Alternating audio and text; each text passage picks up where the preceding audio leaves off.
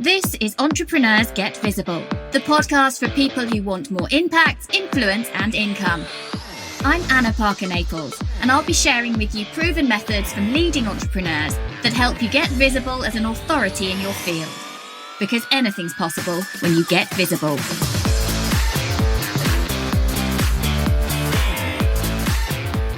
Hey, so on today's episode, I want to talk about why I am sick of hearing the phrase, you need to pivot in your business.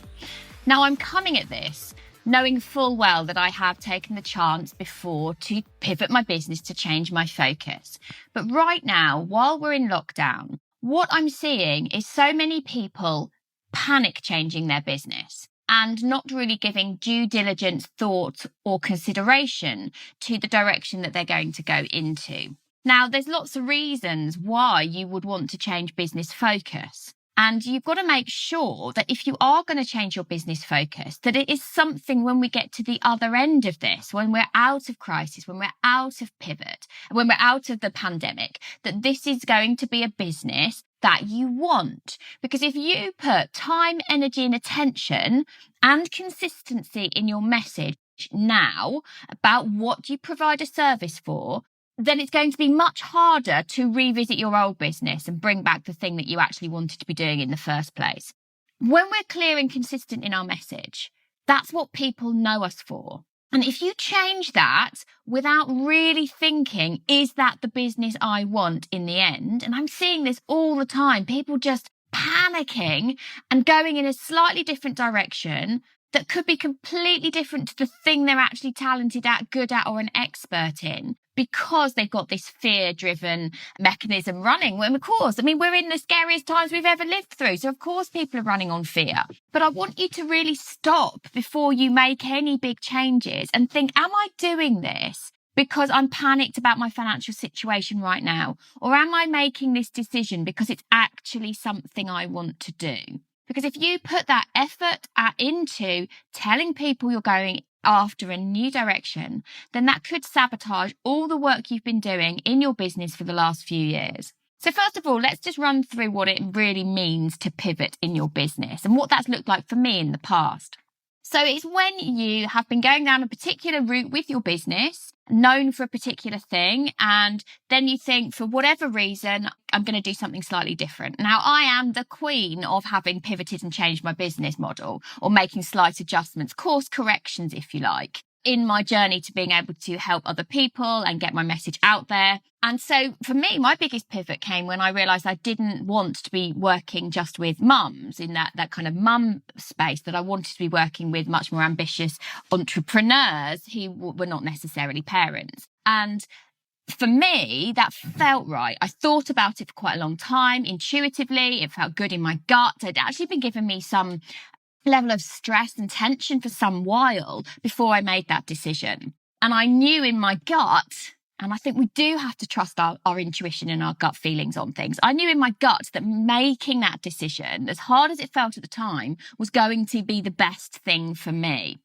You've also, when you're looking at whether or not you're going to change direction for your business, you need to make sure, one, that it does feel right to you to go in that direction, that it isn't panic driven. You've got to make sure as well that the business you're going towards, the thing you're changing towards, is actually something that you can monetize. What I'm seeing right now all across social media are business owners absolutely panicking. And of course, because the financial situation is unstable, and creating products, services and offers and offering support to people for something that they can't monetize, or something that not enough people will want to pay enough for in the end. So therefore they're sabotaging their chance of success.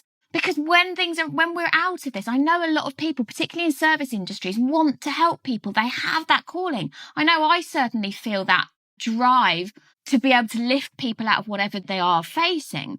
But if you offer something that you cannot properly monetize later on, that not enough people want, that doesn't really answer a proper need that people will pay for, then you're shooting yourself in the foot.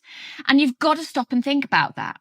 Now, on the other hand, in terms of the financial situation, if the business that you previously were running in didn't feel right anymore, wasn't going to be making you the kind of money you want, then that is a good reason to pivot, because you've got two clear indicators that that was not for you anyway.